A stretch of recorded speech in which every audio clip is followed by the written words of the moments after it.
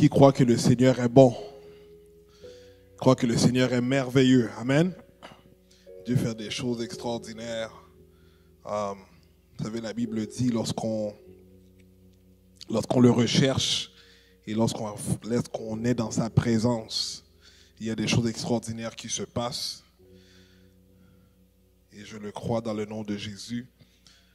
Vous savez, par rapport au souper, ou bien le dîner qui va se donner après le service, vraiment la célébration de l'offrande des prémices.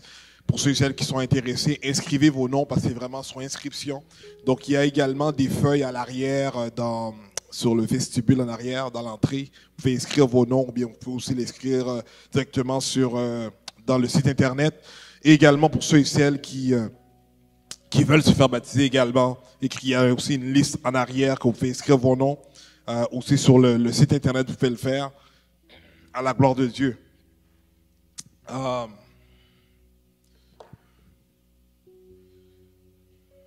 savez, je crois qu'on va terminer cette série de messages concernant de l'adoration à la louange aujourd'hui. On a vu plusieurs points, je pense, qui sont un aide pour nous à avoir une meilleure compréhension de qu'est-ce que c'est adorer, qu'est-ce que c'est louer Dieu. Et également de comprendre que l'adoration et la louange n'est pas quelque chose que nous faisons un dimanche matin ou bien lorsqu'on nous venons dans un service, mais c'est quelque chose que nous devons faire en fait à chaque jour de notre vie. On doit vraiment vivre des moments du temps. Votre vie doit être en fait une vie d'adoration et de louange à notre Dieu. On a dit que l'adoration, c'est vraiment révérer Dieu, c'est vraiment estimer de lui qui il est. On l'adore pour qui il est. Et la louange, c'est vraiment une expression et une action concernant, sachant ce que Dieu peut faire dans notre vie. Donc, on voit que l'adoration et la louange entreprend en fait à l'intérieur de cela un acte de foi, une conviction. Et on doit arriver en fait à louer Dieu dans toutes circonstances et dans n'importe quelle situation. Vous savez, on ne va pas lire le passage au complet, mais pour terminer, je vais prendre par contre le premier verset dans le livre de Genèse 22 qui dit « Après ces choses, Dieu mit Abraham à l'épreuve. Et il dit Abraham, et il répondit, me voici. » Dieu mit Abraham à l'épreuve. Père, dans le nom de Jésus, ce matin, je prie que ta parole puisse, Papa, vraiment nous imprégner, puisse, Papa, nous emmener, Père, au de ton foi saint, à recevoir une révélation de toi et à être convaincu, Papa, de ce que toi tu dis, de ce que toi, Papa, tu veux nous faire comprendre. Et fais en sorte, Papa, que cette parole, on puisse la garder et on puisse marcher à chaque jour avec elle, puisque nous avons cette conviction que ta parole, Père, c'est Jésus-Christ. Dans le nom de Jésus, nous t'en prions. Amen. Lorsqu'on prend le mot épreuve, on voit que Dieu a mis Abraham à l'épreuve. Et on dit très souvent que Dieu ne tente pas. Dieu ne tente personne. Dieu ne te tente pas dans le sens que quand tu es tenté, c'est dans le but en fait de te faire échouer, de te faire dérouter, de t'emmener dans une déception, etc. Donc Dieu ne tente personne. Par contre, Dieu nous donne des épreuves. Et lorsque nous parlons d'épreuves, on parle de tests, on parle d'examens, on parle de formation. Donc ici, lorsqu'on prend la vie d'Abraham, Abraham a passé au travers diverses épreuves, des formations dans sa vie.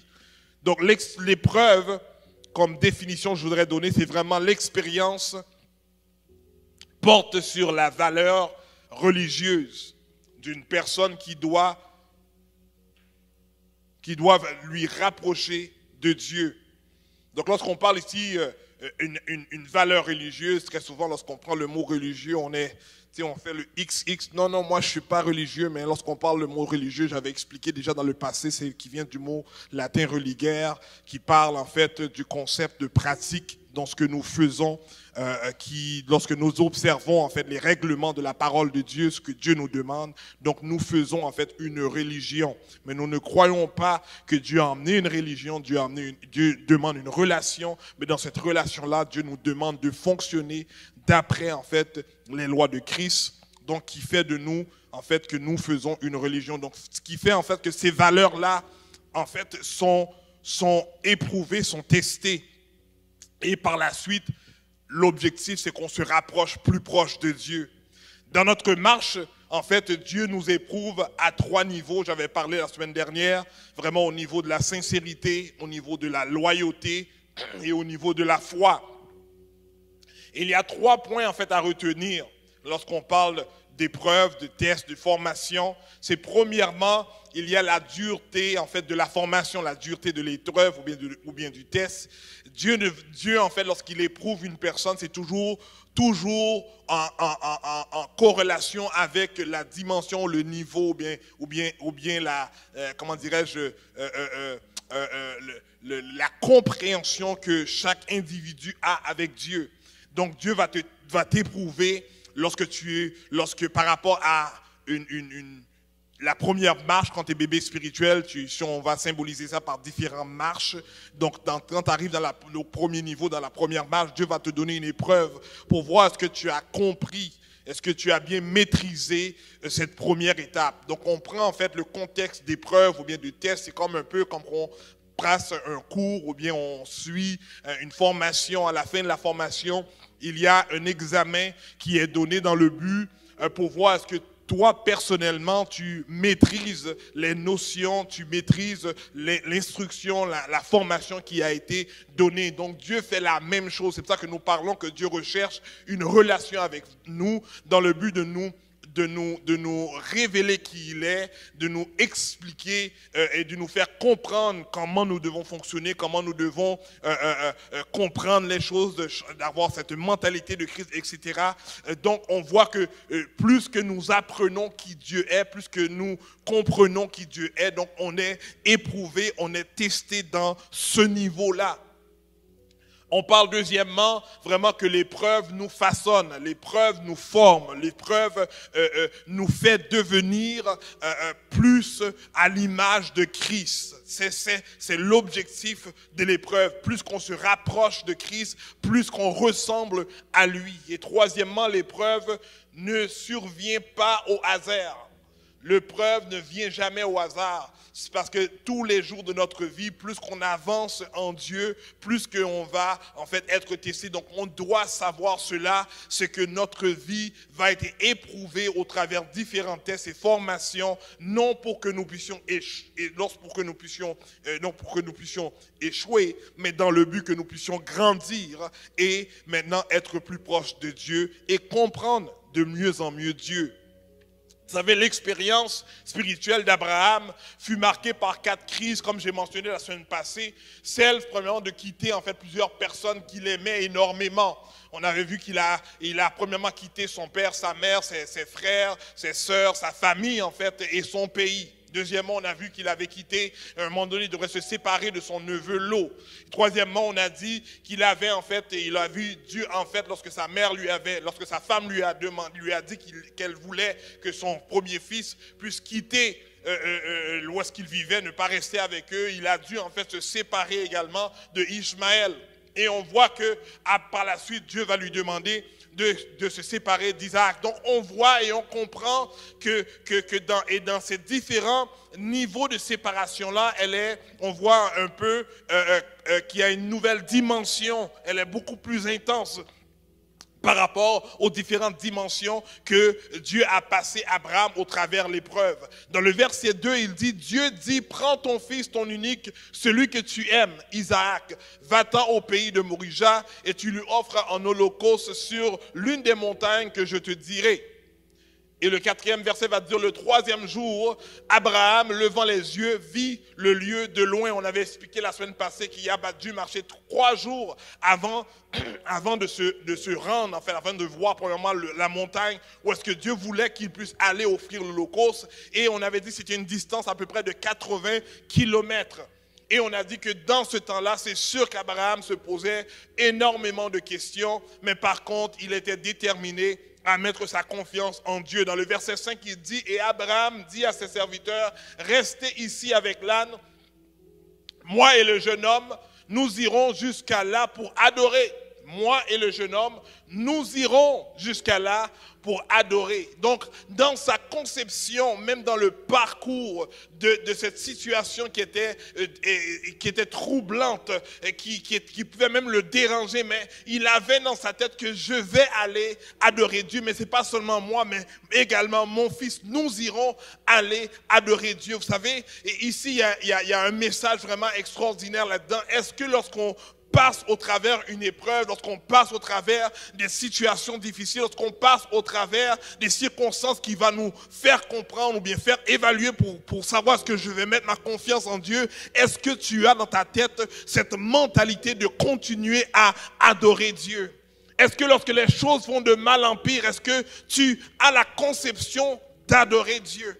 Lorsque tu vois que peut-être tu as étudié toute une nuit pour un examen et tu n'as pas passé l'examen, est-ce que tu continues à adorer Dieu? Lorsque tu pries pour tes enfants, que les enfants maintenant ne veulent plus écouter, ils font une direction difficile, une autre direction, or que tu comprends pas, que tu ne désires pas, est-ce que tu continues à adorer Dieu? Lorsque tu es dans un emploi et tu penses avoir une promotion, mais on voit que tu ne montes pas, au contraire, tu vois que tu dégrades, est-ce que tu continues à adorer Dieu?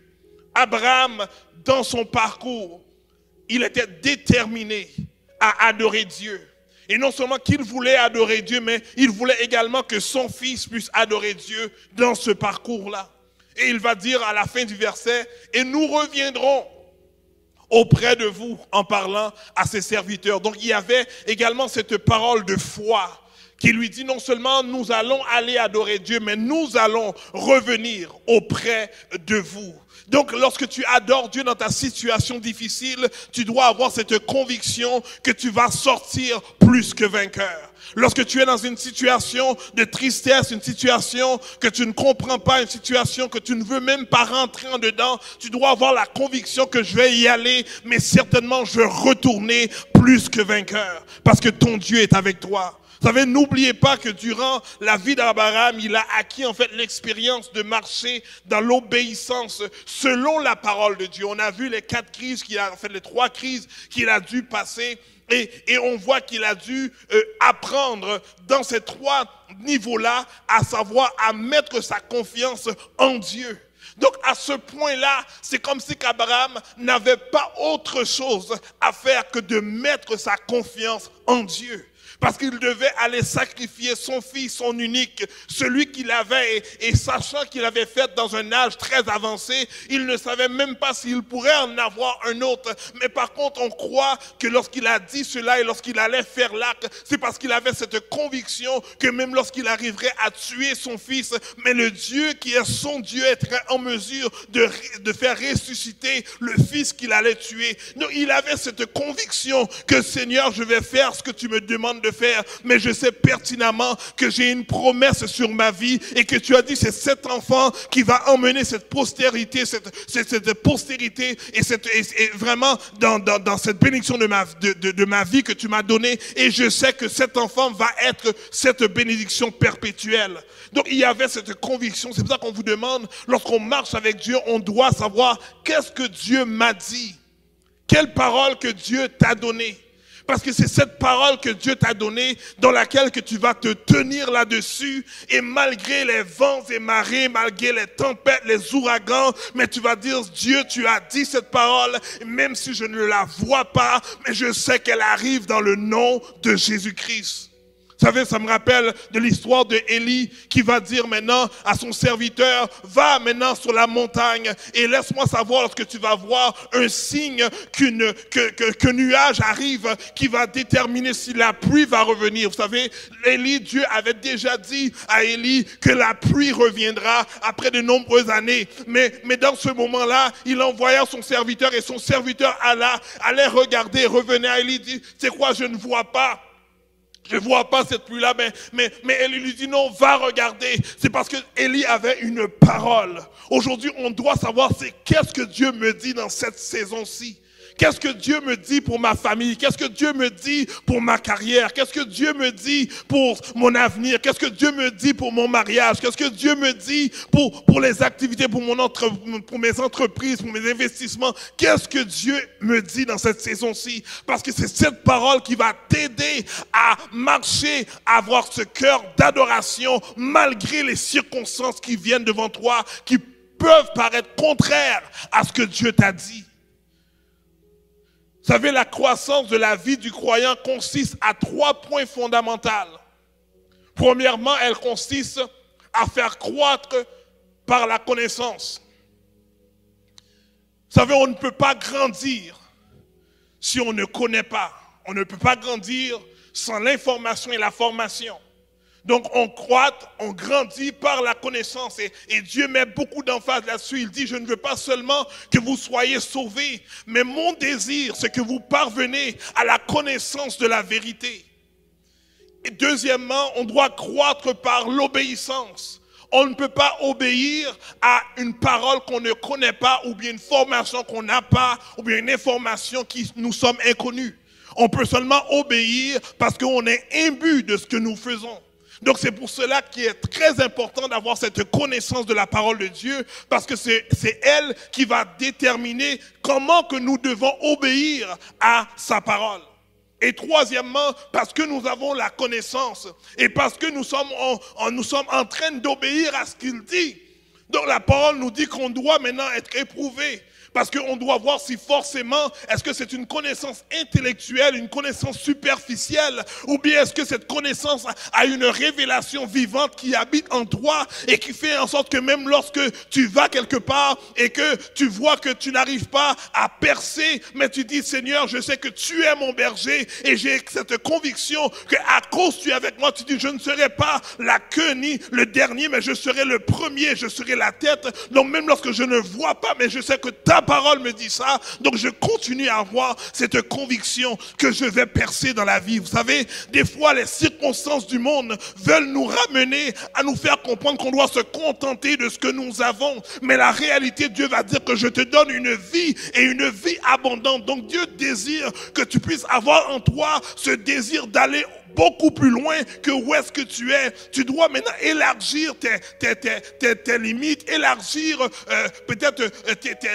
les opportunités que tu penses qui sont devant toi et de voir en réalité qu'est-ce que Dieu met à ta disposition. La croissance de la vie du croyant consiste en 3 points fondamentaux. On doit grandir par la connaissance, on doit grandir par l'obéissance, et on doit grandir par l'épreuve. Alors Isaac, parlant à Abraham, son père dit, mon père, me voici. Voici le feu et le bois. Mais où est l'agneau pour l'holocauste? Le fils qui va avec son père, et son père dit à ses serviteurs, nous allons adorer. Et nous reviendrons. Le fils va dire, mais père, je vois que tu as le feu, je vois que tu as le bois, mais où est l'agneau pour l'holocauste? Et on arrive à comprendre dans ce texte ce qu'ici Isaac a pu poser cette question, c'est parce qu'il avait l'habitude d'aller avec son père pour aller offrir des sacrifices à Dieu. Et c'est parce qu'il avait l'habitude de voir les éléments qui allaient constituer cet holocauste-là. Et voyant l'absence de l'agneau, dit, Père, mais où est l'agneau? Pour lui, c'était plus normal. Il y avait quelque chose qui ne coïncidait pas. où est l'agneau, Père? Et dans le verset 8, Abraham répondit à mon fils. Il répondit, en fait, mon fils, Dieu se pourvoira lui-même de l'agneau pour l'Holocauste. Encore une fois, on voit l'attitude, le comportement d'Abraham au travers des expériences de la vie qu'il fait avec Dieu. Et même lorsque son fils le met en face de la circonstance de savoir qu'est-ce qui va arriver lorsque nous allons arriver en haut dans la montagne. Mais on voit que Abraham a encore une fois cette capacité de maîtriser en fait qu'est-ce qui pourrait être en fait peut-être une peur ou bien sachant peur de l'inconnu, mais lui il va déterminer des choses en déclarant des paroles de foi. Il va dire Dieu lui-même va pourvoir à l'agneau. Je ne sais pas pour vous, mais dans ta situation que tu vis, est-ce que tu déclares des choses que Dieu va faire, que tu t'attends que Dieu fasse pour toi dans ta situation qui semblerait être impossible? Est-ce que si tu es peut-être en manque d'argent pour peut-être payer ton loyer ou bien pour payer des factures, est-ce que tu déclares que Dieu va pourvoir l'argent pour payer ces factures-là? Si peut-être, je ne sais pas, que tu as peut-être un enfant qui a difficulté à l'école, est-ce que tu réclames des choses, est-ce que tu dis que Dieu va donner l'intelligence à mon enfant afin qu'il puisse réussir sa formation? Est-ce que je ne sais pas, est-ce qu'on se dit cela dans la situation dont vous vivez? Je ne sais pas pour vous, mais je vous dis ce matin qu'il est très important, si on est des hommes de foi, qu'on marche par la foi, on doit déclarer également des choses de foi en s'appuyant en Dieu, Christ, notre Seigneur et Sauveur. Abraham va dire, Dieu se pourvoira lui-même de l'agneau pour l'Holocauste. C'est comme si qu'il imaginait déjà ce que Dieu pouvait faire. Et il le dit comme si que Dieu va le faire, sans savoir que Dieu avait déjà préparé cela pour lui. C'est ça une parole de foi, de déclarer, de croire des choses qui n'existent pas comme si qu'elles sont, parce que tu crois en ton Dieu. L'Église, ce sont des croyants. Et les croyants, ce sont des justes. Et c'est pour cela qu'on doit être en mesure de marcher par la foi. On doit savoir que Dieu nous donne cette capacité de marcher par la foi. Nous n'avons pas seulement la foi, mais nous avons cette capacité de marcher par la foi. Il nous faut noter qu'Isaac n'était plus un jeune homme. Il n'était pas un garçon, mais il était un jeune homme. Et on peut voir quelle obéissance incroyable, quelle soumission incroyable de cet enfant. Lorsqu'on parle de jeune homme, on parle aujourd'hui, on dirait un jeune adulte. Et j'aime le texte dans Éphésiens 6, le verset 1 et 3 qui dit « Enfants, obéissez à vos parents, selon le Seigneur, car cela est juste. » Il dit « Honore ton père et ta mère. » C'est le premier commandement avec une promesse. Afin que tu sois heureux et que tu vives longtemps sur la terre. Vous savez, le verset 9, encore, si on revient dans Genèse 22, il va dire, lorsqu'il fut arrivé au lieu, excusez-moi, que Dieu lui avait dit, Abraham, il leva un autel. Donc, commence à préparer l'autel. Et il rangea le bois qu'il avait porté avec lui. Et il lia son fils, Isaac. Il commence à attacher son fils par-dessus l'autel qu'il a préparé.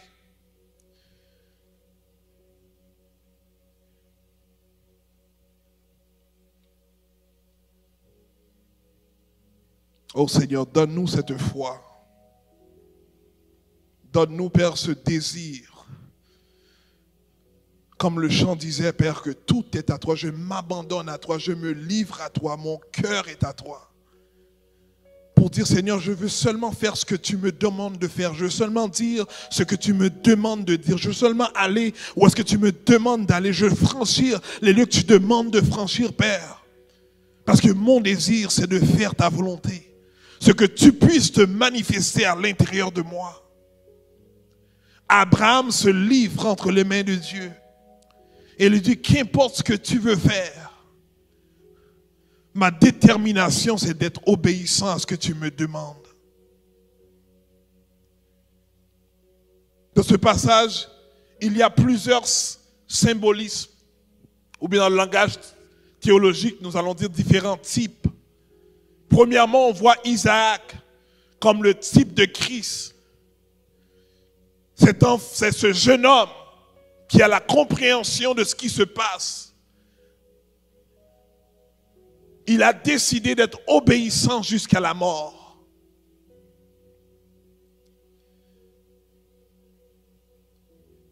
Il a décidé de, sachant que son père servait un Dieu extraordinaire, il a compris que si son père fait cela, c'est parce que son père avait reçu une instruction divine.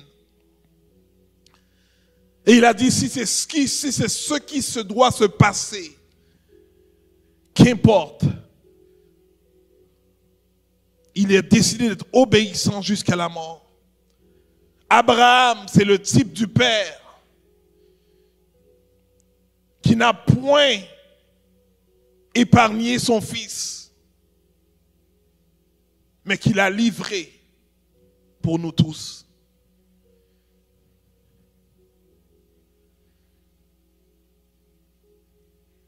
Et on va voir par la suite le texte qui va parler que Dieu a pourvu un bélier. Et ce bélier, c'est l'image de la substitution que Christ a offert à notre place pour un sacrifice consumé par le feu.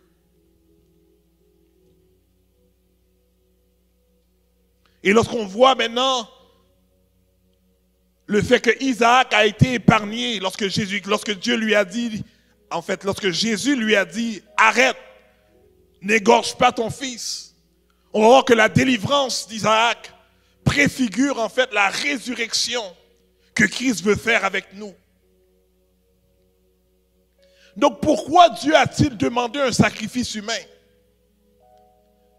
Est-ce que Dieu requiert un sacrifice humain? Loin de là.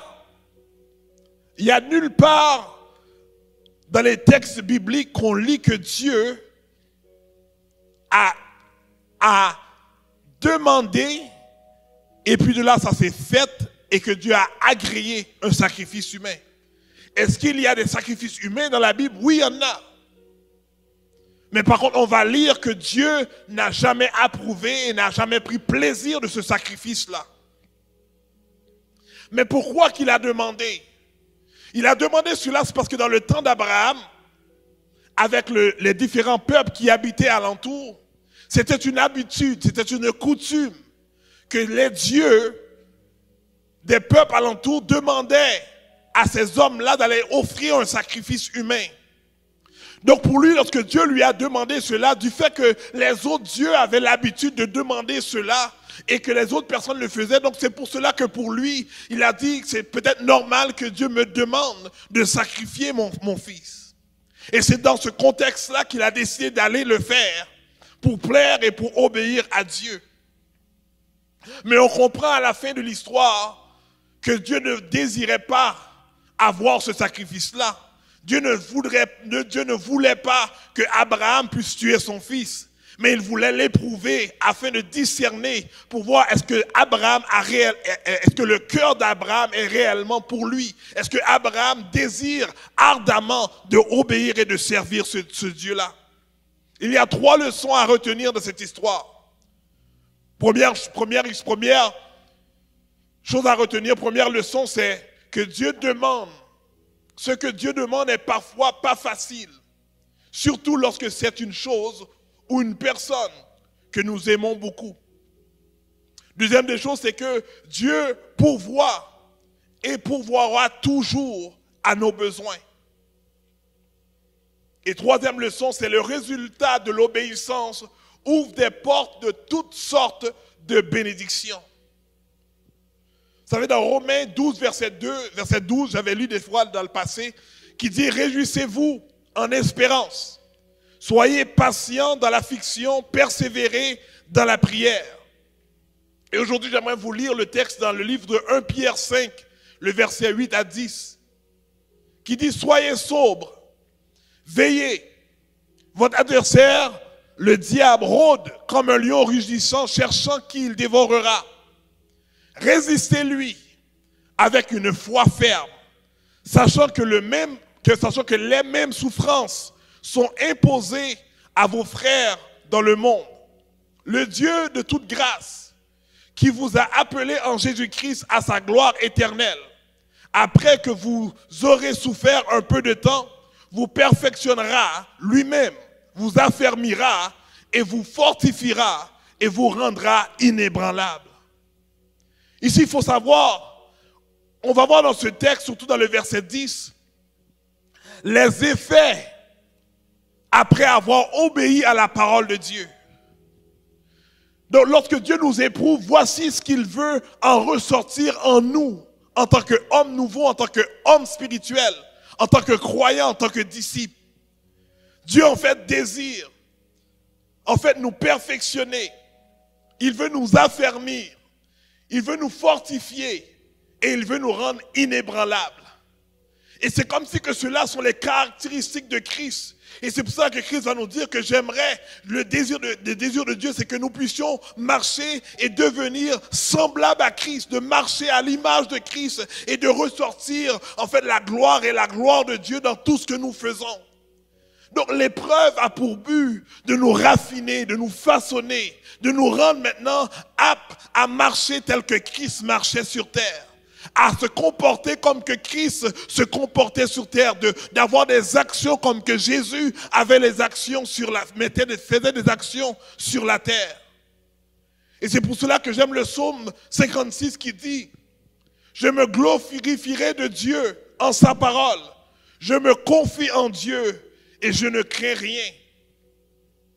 Maintenant, dans les épreuves, on doit être en mesure de savoir que lorsqu'une affaire vient en face de moi, et semblerait-il, l'affaire veut me terrasser parce qu'aujourd'hui, non seulement on est éprouvé par rapport à notre foi, mais Satan, le diable, rôde autour de nous et il cherche qu'il va dévorer, cherche qu'il va détruire et cherche qu'il va tuer.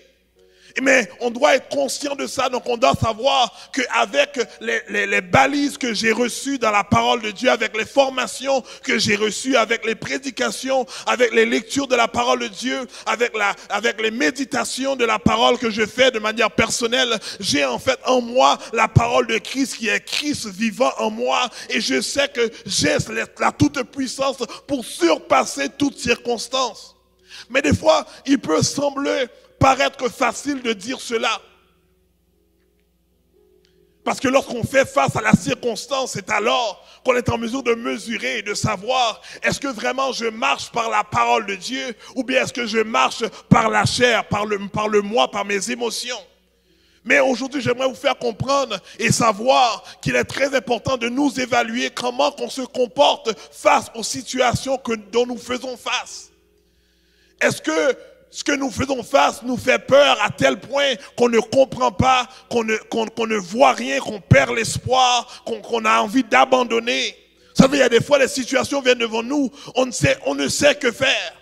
Mais je vous encourage de faire comme ce roi, un des rois qui s'appelait Josaphat, qui lui était dans une situation accablante, où est-ce qu'il ne voyait pas qu'est-ce qu'il pouvait faire à cause qu'il y avait une multitude qui venait pour les attaquer, pour venir les tuer, pour venir les exterminer de la terre. Mais lorsqu'il a compris une chose, qu'il est allé à la prière et il a reçu une parole de Dieu pour dire la bataille a été remportée. Il a dit, Seigneur, je ne peux que faire, mais la seule chose que je peux faire, c'est garder mes yeux sur toi. Aujourd'hui, je ne sais pas c'est quoi le défi que vous avez devant toi. Et peut-être que si tu ne comprends pas ton défi ou tu ne vois pas de défi, mais peut-être que tu ne sais pas quel défi qui va venir devant toi. Parce que la parole nous fait savoir qu'on va marcher et qu'on va vivre des persécutions dans le monde. Donc les persécutions est synonyme des embûches, des dangers, des roches, des choses qui vont empêcher le chemin d'être comme tu désirais ou comme tu désires qu'elle soit. Mais aujourd'hui, j'aimerais que tu te mettes dans tes pensées, que tu mettes en dedans de toi, que tu n'es pas seul, mais que Dieu est avec toi. Et parce qu'il est avec toi, il est en mesure de te faire passer d'un chemin à un autre. Il est en mesure de te faire traverser d'une place à une autre place. Il est en mesure de t'emmener du point A au point B. Parce qu'en vérité, c'est lui qui nous a appelés. Et celui qui a commencé la bonne œuvre en nous est capable de l'achever. Vous savez, l'obéissance équivaut à la confiance. Lorsque je désire d'obéir, c'est parce que je fais confiance. Et lorsque je fais confiance, c'est parce que j'ai la foi. Et lorsque j'ai la foi, c'est parce que je désire obéir. Et c'est les traits de caractéristiques du croyant. Abraham donna à ce lieu le nom de Jéhovah-Jireh. C'est pourquoi l'on dit aujourd'hui à la montagne de l'Éternel, il sera pourvu. L'ange de l'Éternel appela une seconde fois Abraham des cieux et dit, je le jure par moi-même, parole de l'Éternel, parce que tu as fait cela et que tu n'as pas refusé ton fils, ton unique. Je te bénirai et je multiplierai ta postérité comme les étoiles du ciel et comme le sable qui est sur le bord de la mer. Et ta postérité possédera la porte de ses ennemis. Et dans le verset 18 qui dit, toutes les nations de la terre seront bénies de ta postérité parce que tu as obéi à ma voix. On voit ici le résultat extraordinaire de l'obéissance. L'obéissance ouvre des multiples portes à la bénédiction. Vous savez, en tant qu'homme de foi, en tant qu'homme spirituel, on ne marche pas derrière des bénédictions. En tant qu'homme spirituel, en tant que croyant, on ne va pas chercher là où est-ce qu'il y a des bonnes choses. On ne recherche pas ça.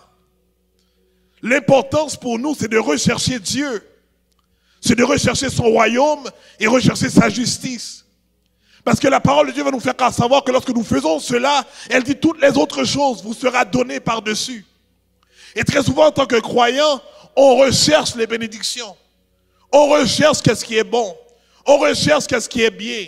On recherche les opportunités. Mais à place de rechercher Dieu, qui fait emmener des opportunités dans lesquelles il désire que tu puisses rentrer en dedans. Vous savez, des fois, on peut dire, mais Ricardo, je ne comprends pas parce que tu as quand même dit qu'on doit rentrer dans les opportunités. Ce que j'essaie de dire, c'est que notre priorité en tant que Dieu, en tant que croyant, ça doit être Dieu. Notre priorité en tant que croyant, ça doit être chercher la face de Dieu. Notre priorité en tant que croyant, ça doit être au pied de Dieu. Notre priorité en tant que croyant, ça doit être maintenant, notre vie doit être à Dieu. Parce qu'il a dit, je connais toutes les choses dont vous avez besoin. Et il est responsable à prendre soin de vous. Mais très souvent, nous, on veut aider Dieu à prendre soin de nous. Très souvent, on veut comme si on veut aider Dieu afin qu'il puisse prendre soin de nous.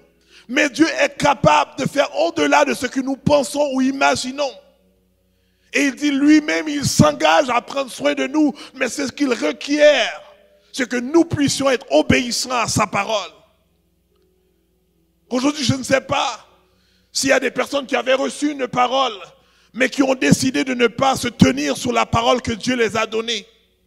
Je ne sais pas s'il y a des personnes ici qui, peut-être dans le parcours, qui ont décidé de faire à leur propre tête, à leur propre façon, à leur propre manière, à place d'aller rechercher Dieu.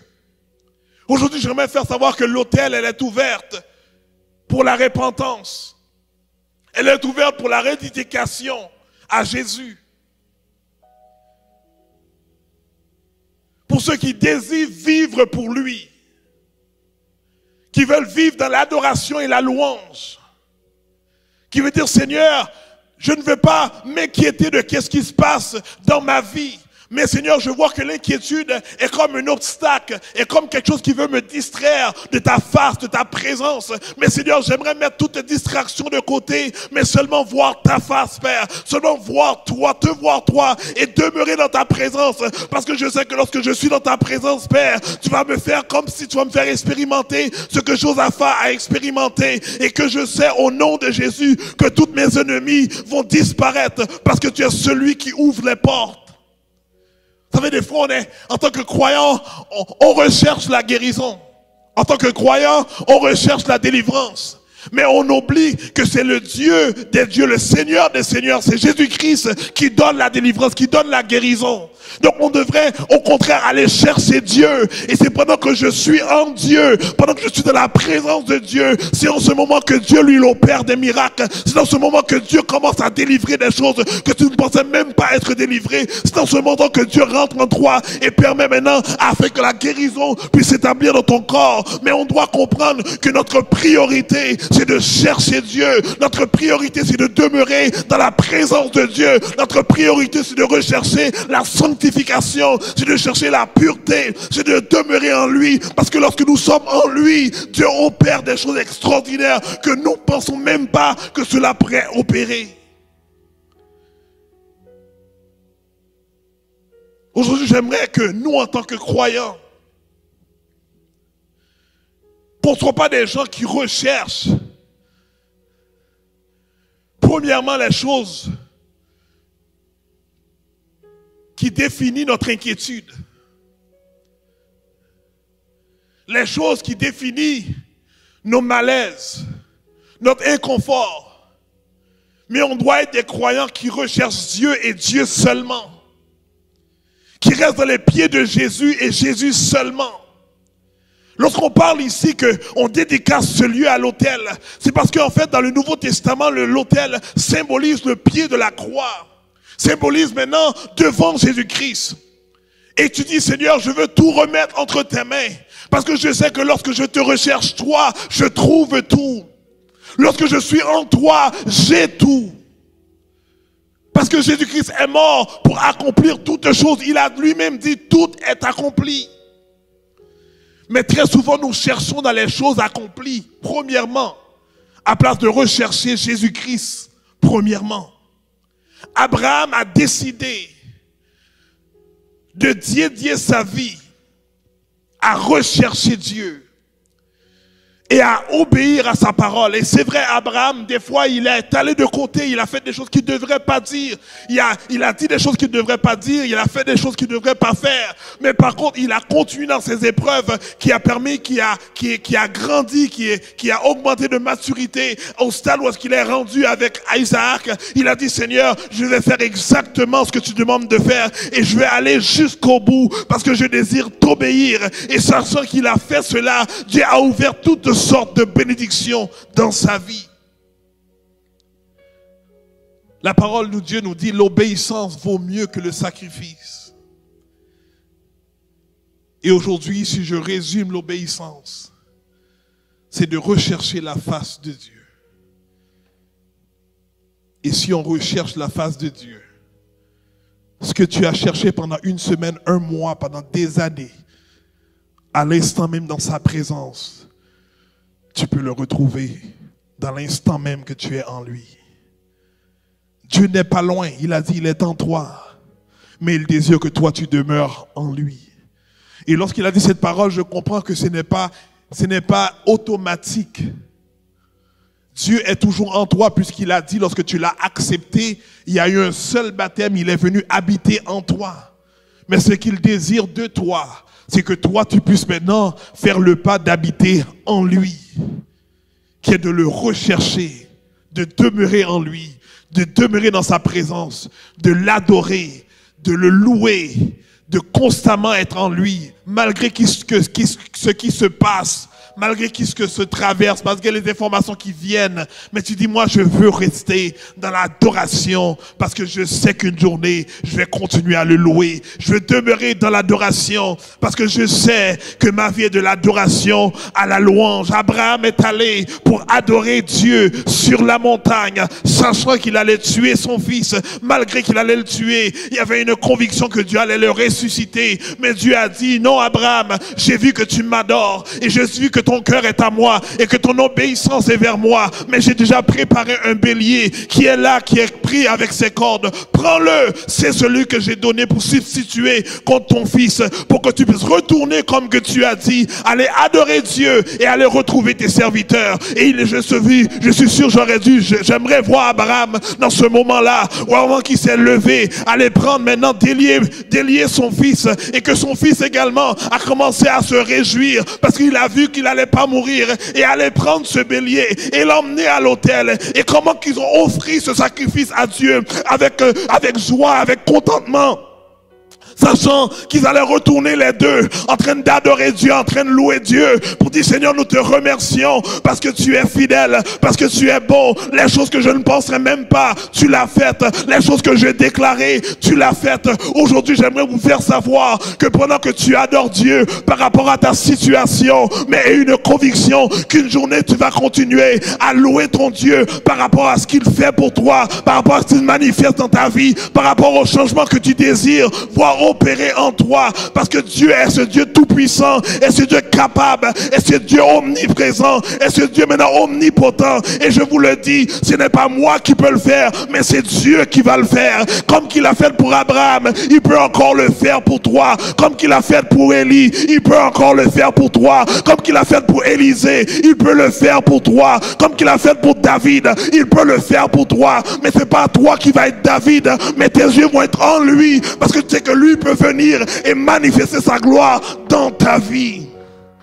Et pendant que nous demandons à ceux et celles qu'ils veulent vraiment redédicacer leur vie, parce qu'ils comprennent qu'ils doivent rechercher la présence de Dieu, de venir ici à l'autel.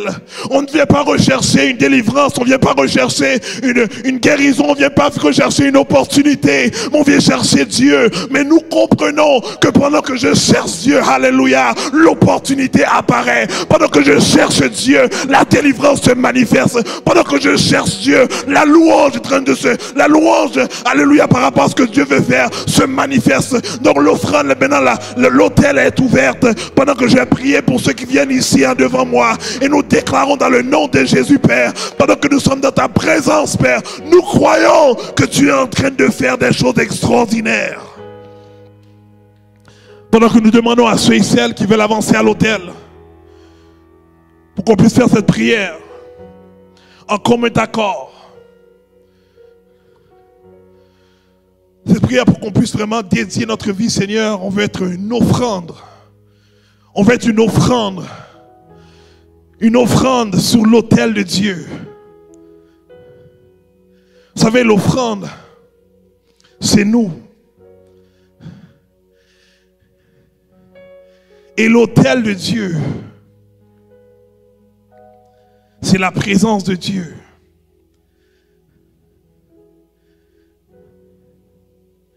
Et lorsque vous venez en avant, c'est parce que vous vous mettez en accord avec la nouvelle alliance que Christ a faite pour vous sur la croix. Cette alliance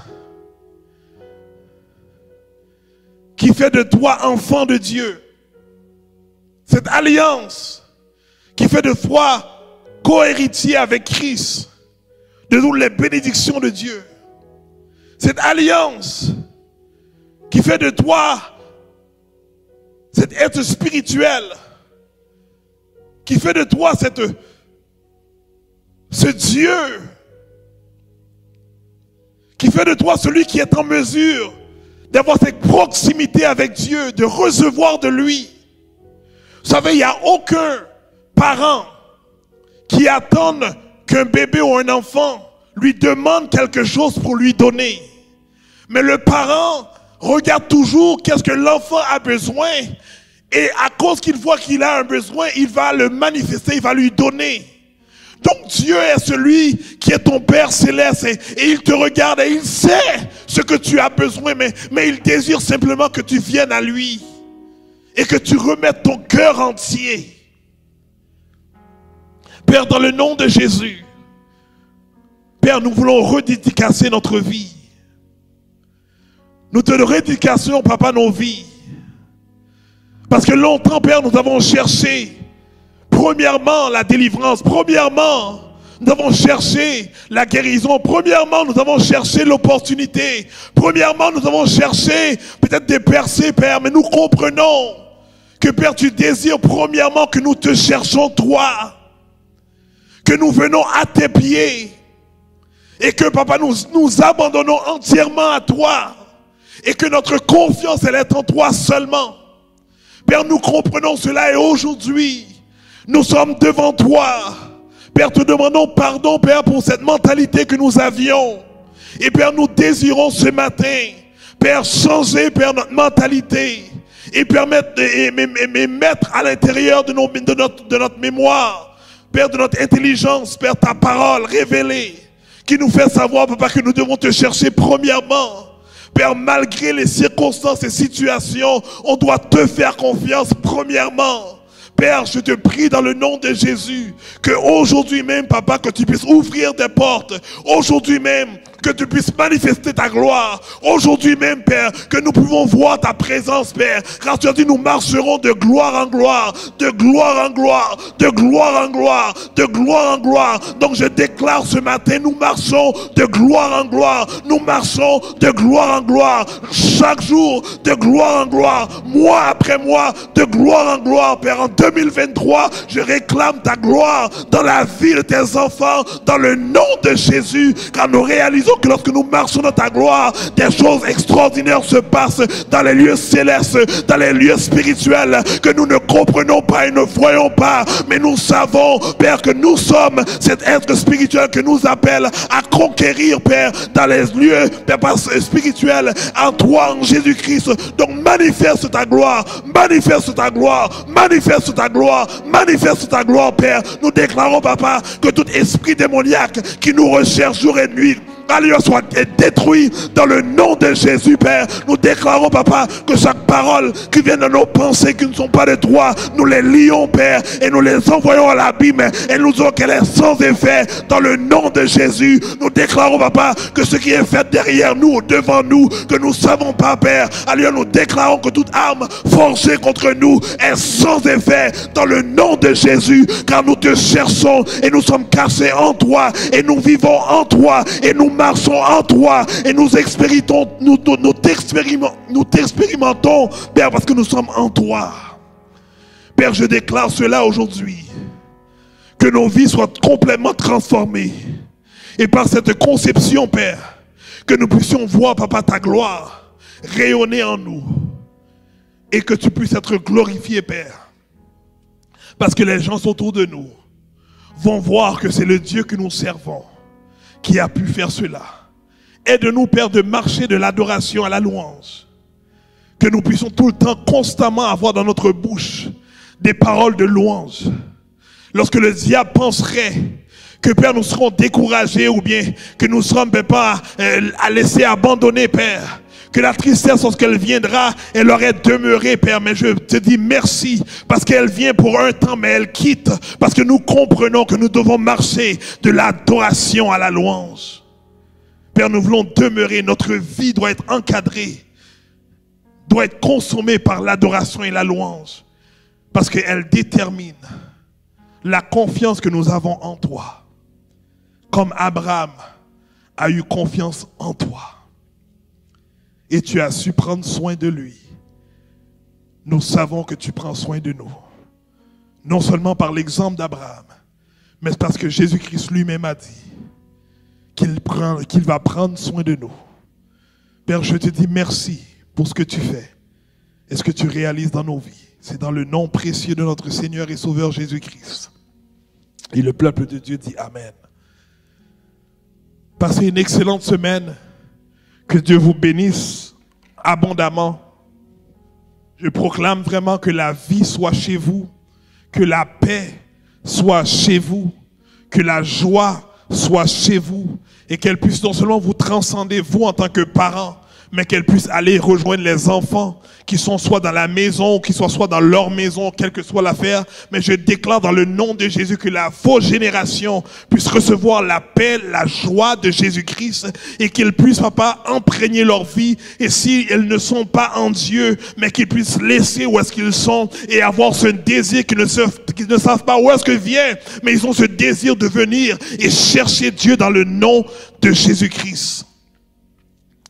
Vous écoutez le centre de résurrection, un endroit qui donne la capacité à tout le monde d'aimer, de connecter et de servir. Je vais vous dire que je vous aime en Jésus-Christ et on se voit la semaine prochaine.